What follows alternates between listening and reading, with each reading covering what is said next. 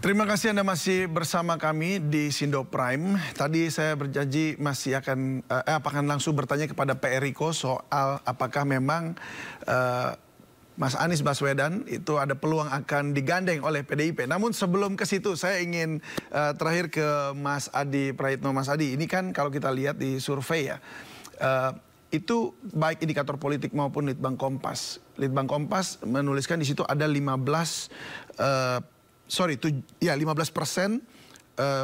undecided voters. Kemudian untuk indikator politik ada 7%. Rata-rata hampir semua sama di situ, tidak bergerak. Artinya undecided voters betul-betul tidak mengambil, tidak memvote begitu. Tetapi survei menunjukkan angka ini naik turun tipis-tipis begitu. Apa yang bisa kita baca dari sini? Apakah memang para pemilih diehard ini meragu atau seperti apa sehingga akhirnya dia hanya naik turun di situ? Saya kira banyak faktor yang bisa menjelaskan kenapa undecided voter itu belum menentukan pilihan politiknya. Misalnya mereka belum kenal secara maksimal soal visi misi apa yang akan mereka tawarkan ya para capres ini kalau mereka menang sebagai presiden di 2024 nanti. Yang kedua, mereka rata-rata undecided voter ini adalah mereka yang preferensi pilihan politiknya rasional, Mas. Jadi mereka itu akan mengumpulkan begitu banyak informasi terkait dengan calon yang akan mereka pilih sehingga mereka yakin betul datang ke TPS untuk memilih sang calon. Jadi inilah yang kemudian membuat kenapa undecided voter itu muncul dan sampai saat ini cukup signifikan di angka 15–17%. Itu artinya begitu banyak pemilih kita, dan bagi saya undecided ini adalah faktor penentu sebenarnya yang bisa akan mengunci siapa kira-kira yang akan memenangkan pertarungan Pilpres di 2024. 15% ini bagi saya adalah angka yang cukup fantastis gitu ya. Hampir setara dengan elektabilitasnya Anies Baswedan. Oleh karena itu PR terbesarnya bagi capres siapapun termasuk Pak Ganjar Pranowo kira-kira begitu harus mampu meyakinkan para pemilih yang sampai saat ini pilihan politiknya masih belum ada gitu. Yang mereka cari itu adalah pemimpin yang menurut mereka sesuai dengan selera, memiliki karakteristik, mampu menyelesaikan persoalan-persoalan yang dihadapi seperti kemiskinan, seperti pengangguran dan seterusnya dan seterusnya. Dan yang paling penting mereka ini adalah pemilih-pemilih yang rasional. Kalau pemimpin calon di 2024 ini adalah mereka yang menurut mereka potensial akan mengubah Indonesia terutama di bidang ekonomi, terutama misalnya akses terhadap pekerjaan, maka kecenderungan undecided voter ini akan semakin berkurang. Itu yang pertama, Mas. Yang kedua, undecided voter ini sebenarnya sedang menunggu betul soal siapa sebenarnya capres secara definitif yang akan diumumkan oleh KPU, pasangannya siapa dan ditetapkan sebagai kandidat capres. Karena sampai saat ini kan begitu banyak isunya. Apakah Anies bisa maju ataupun tidak, siapa pendamping Prabowo, siapa pendamping Ganjar, semuanya serba cair. Belum ada yang bisa memastikan siapa berpasangan dengan siapa dan apakah akan ada 2 poros ataukah 3 poros. Ini juga menjelaskan kenapa undecided voter itu besar. Artinya undecided ini adalah pemilih yang mereka ingin melihat bagaimana capres dan cawapres yang memang sudah efektif diputuskan sebagai kontestan di 2024. Artinya mereka ini wait and see dan tidak buru-buru menentukan kepada pilihan siapa mereka akan melabuhkan pilihannya nanti. Saya kira 2 hal itu, Mas. Artinya dalam rentang 7 bulan ini saya kira waktu yang cukup panjang bagi Ganjar, bagi Prabowo dan Anies untuk memaksimalkan pemilih. Tapi yang jelas sebenarnya undecided voter ini adalah mereka yang preferensi dan pilihan politiknya itu sangat logis ya, bukan berdasarkan yang sentimen sosiologis ataupun basis-basis primordial yang sebenarnya itu tidak terlampau efektif sebagai pendongkrak elektabilitas. Apakah yang undecided voter ini, singkat saja Mas, akan terpengaruh oleh jika PDIP menetapkan siapa bacawa presnya Mas Ganjar? Saya kira itu salah satu faktornya. Kalau kita membaca kecenderungan rata-rata, kenapa misalnya Ganjar rebound gitu, misalnya dalam Litbang Kompas, itu kan ngambil dari ceruk pemilih yang undecided, Mas. Jadi pemilih Prabowo itu tetap, pemilih Anies tetap, tapi pemilih yang undecided selama ini belum menentukan pilihan, 0,0 sekian persen, hampir 1% itu kan ke GP. Itu yang kemudian artinya yang saya sebutkan tadi, bahwa kerja-kerja politik, penetrasi ke bawah, secara perlahan sudah mulai mampu meyakinkan pemilih yang selama ini belum memutuskan pilihan politik. Tinggal bagaimana kinerja, penetrasi, dan sosialisasi politiknya semakin mantap, Mas. sehingga undecided yang 15 ini bisa berkurang, dan kemudian akan mengarahkan dukungan politiknya kepada Ganjar. Kan gitu kan jalan ceritanya. Tentu kerja politik, kemudian sosialisasi dan kampanye itulah yang akan menentukan segala-galanya. Baik, Mas Adi, terima kasih banyak sudah bergabung bersama kami di Sindo Prime, dan kami masih akan berlanjut dengan Pak Eriko Sutarduga untuk menjawab semua apa yang tadi jadi PR dari Mas Adi. Terima kasih Mas Adi, sekali lagi salam sehat selalu. Terima kasih Mas. Terima kasih. Sukses Mas Adi Praetno. Ya, baik. Saya langsung ke Pak Eriko. Gimana Pak Eriko? Pertanyaannya tadi, ini banyak nih yang tadi disebutin. Masih satu-satu kita elaborasi ya. Jadi kita ada peluang bahas satu persatu ya. Ya, ada peluang nggak Mas Anies kemudian dirangkul begitu untuk jadi cawapres? Kenapa mesti hanya Mas Anies yang disampaikan oleh Mas David? Kenapa tidak Pak Prabowo juga? Apakah Pak Prabowo tidak mungkin untuk menjadi calon wakil presiden? Bukan itu tadi yang disebutkan Mas Adi maksudnya? Iya, artinya di dalam dunia politik apa saja masih memungkinkan di dalam di namanya juga politik itu the art of possibilities. Itu intinya. Yang tidak mungkin cuman menghidupkan orang mati, Mas David. Itu sudah pasti. Tapi apa mungkin ini PDIP yang adalah nasionalis kemudian ketemu dengan ini yang core-nya agak sedikit berbeda gitu dengan Mas Anies? Pak Said kan ketua kami ini menyampaikan sebenarnya bahwa di dunia politik ini segala kemungkinan bisa terjadi. Tapi intinya satu sebenarnya Mas David.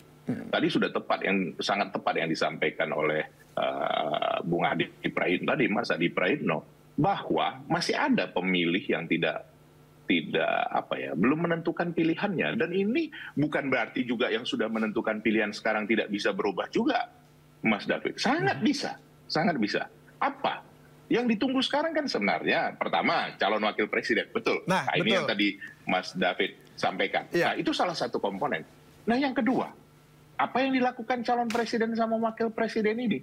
Nanti bila mana itu sudah didaftarkan, tentunya kan masyarakat ingin tahu. Kan mereka yang akan nanti menjadi pemilih. Rakyat itu sendiri akan menjadi pemilih.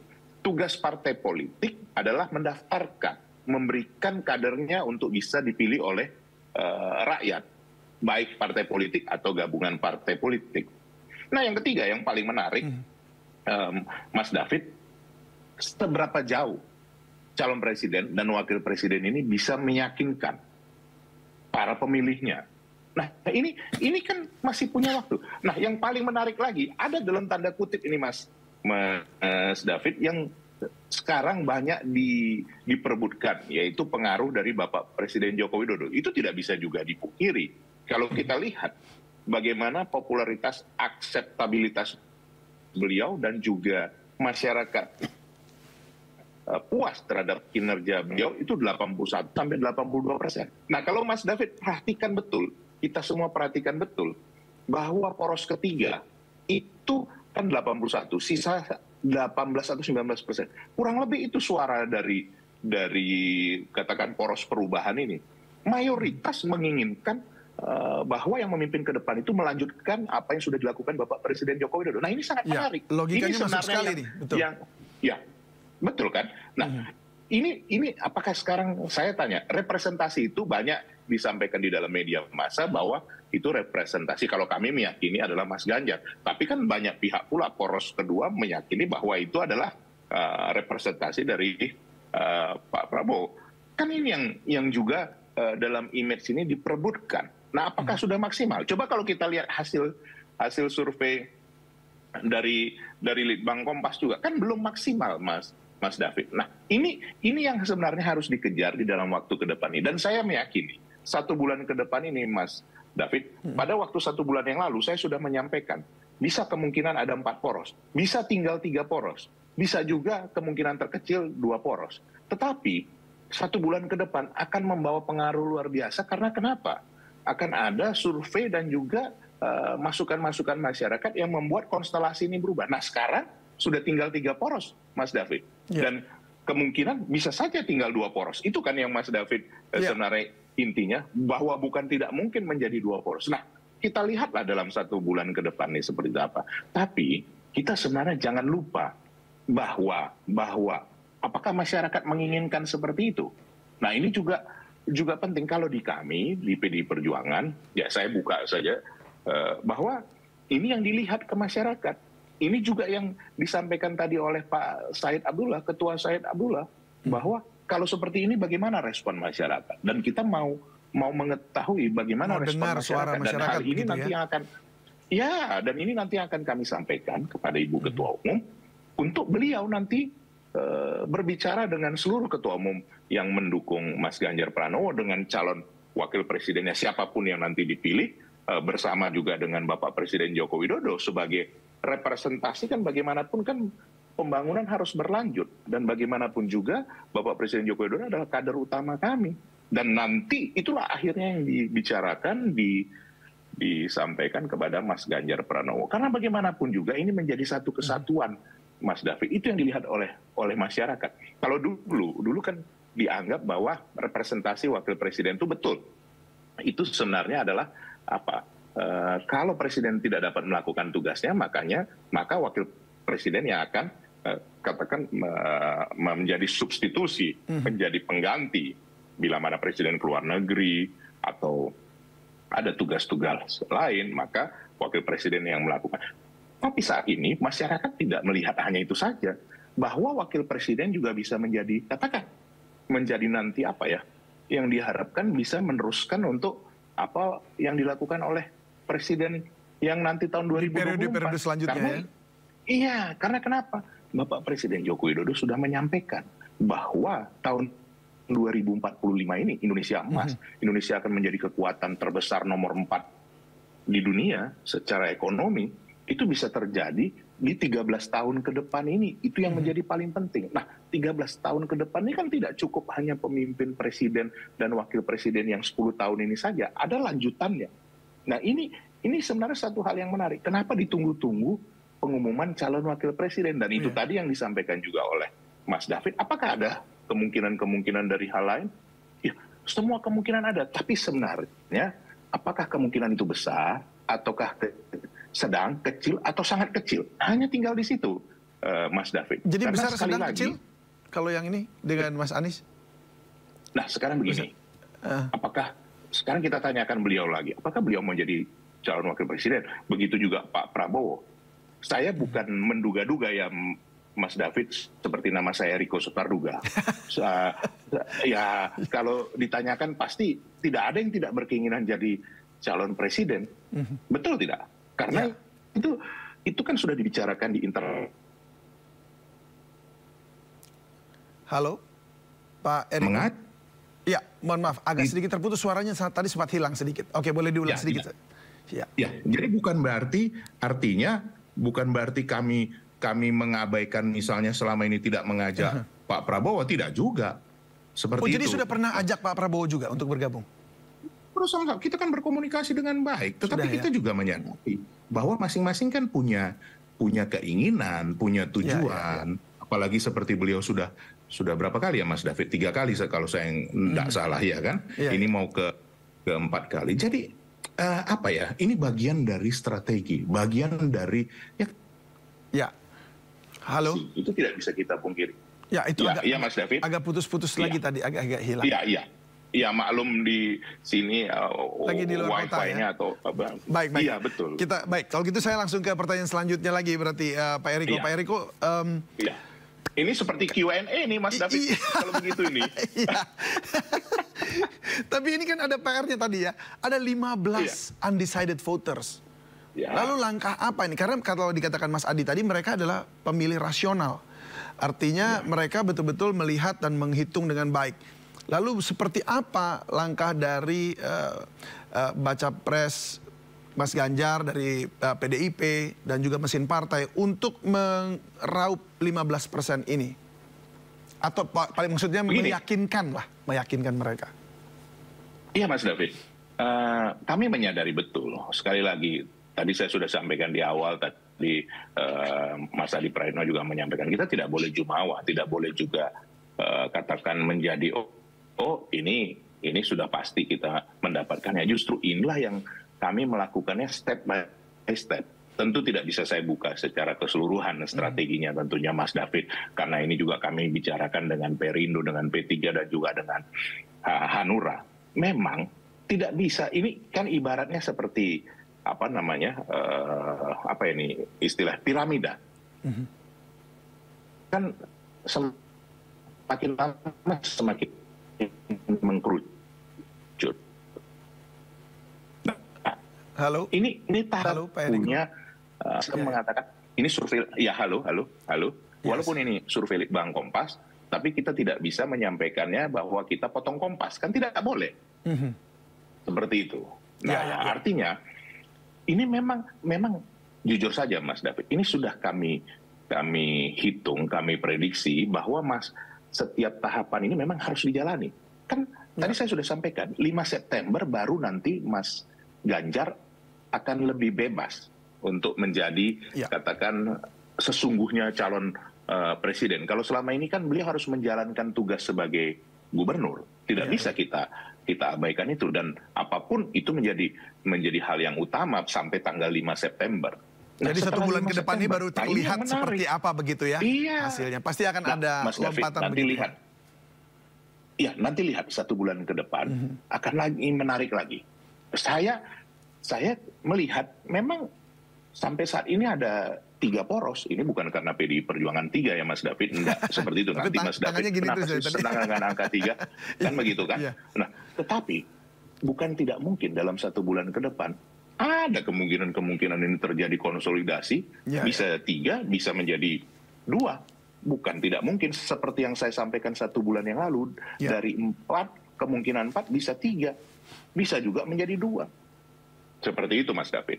Baik, berarti akan ada kerja lagi yang dalam artian untuk meyakinkan yang 15% ini tadi ya, untuk seperti apa mereka boleh menangkap itu. Tapi kan artinya harus ada yang namanya melempar gagasan-gagasan. Gitu kan? Ya artinya kan untuk melempar gagasan dan ide-ide seperti itu. Nah kalau kita lihat ini kan sebenarnya kalau Mas Ganjar kan kita tahu beliau kuat di ekonomi juga begitu ya. Terus kemudian kalau dari kubunya Pak Prabowo ini kalau boleh dikatakan dari sisi pertahanan gitu diharapkannya, dan kelihatan seperti itu karena memang sekarang Menteri Pertahanan.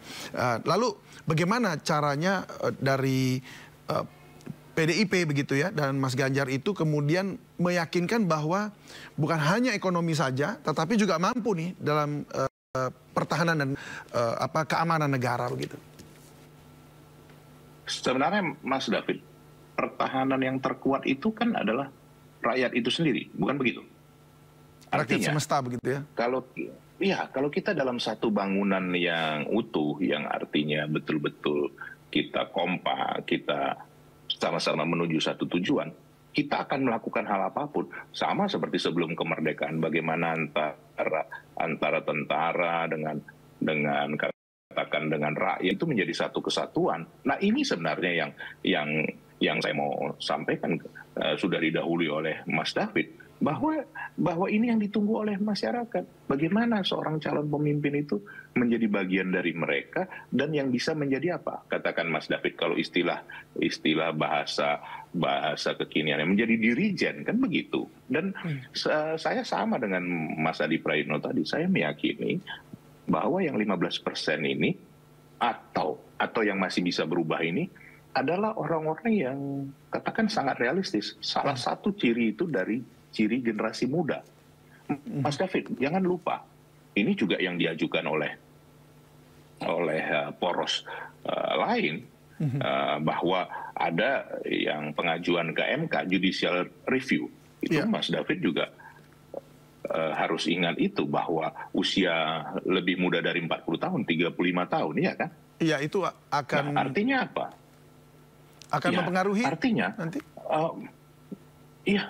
Bahwa itu adalah poros dari, bukan dari poros kami yang mengajukannya, dari poros yang lain tentunya kan.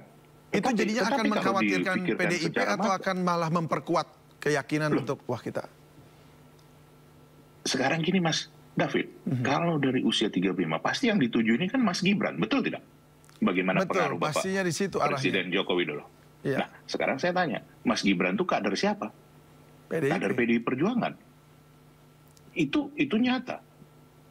Mas Bobi artinya yang dari keluarga Bapak Presiden Joko Widodo juga adalah kader PDI Perjuangan. Bahkan kami sudah menyampaikan kepada Mas Kaisang juga, mari kita bersama-sama menjadi juru kampanye bersama kita di Depok, dan nanti silakan nanti kita bersama-sama untuk melihat kondisi yang sesungguhnya di lapangan. Jadi peluangnya besar ya untuk mengajak Mas Gibran juga.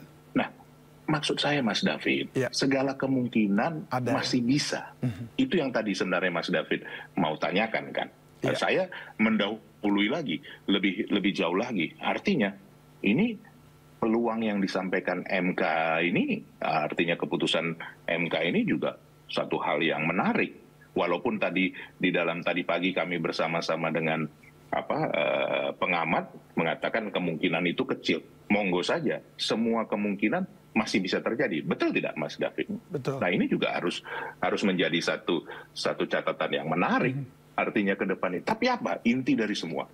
Saya mensyukuri hal ini dan selalu saya sampaikan di dalam media ini, mari kita sama-sama kita mempelajari ini dengan baik bersama masyarakat. Waktu yang masih, katakan berapa bulan lagi ya, 6 bulan lagi, ini waktu yang cukup bagi masyarakat untuk menentukan siapa pemimpinnya. Tapi sekali lagi, Bapak Presiden Joko Widodo sudah mengingatkan betapa pentingnya pemimpin yang nanti akan dipilih. Jangan sampai salah pilih.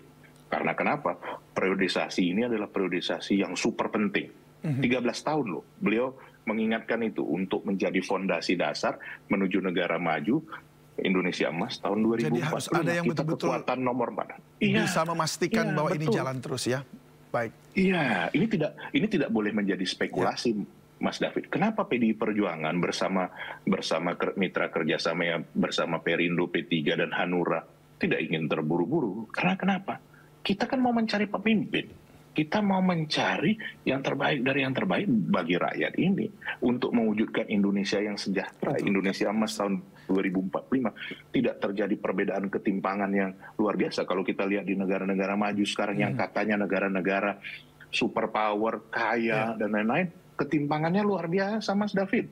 Itu nyata. Silakan Anda boleh berkunjung ke sana. Nah, itu yang tidak kita inginkan. Jangan sampai yang terpilih justru antitesis begitu ya kemudian. Baik kalau gitu. Baik Pak Eriko Sotarduga. Mas David tadi yang menyimpulkannya ya. Mas David tadi yang menyimpulkannya ya, bukan saya ya. Baik, masih ada banyak peluang dan kita lihat saja 1 bulan ke depan seperti apa.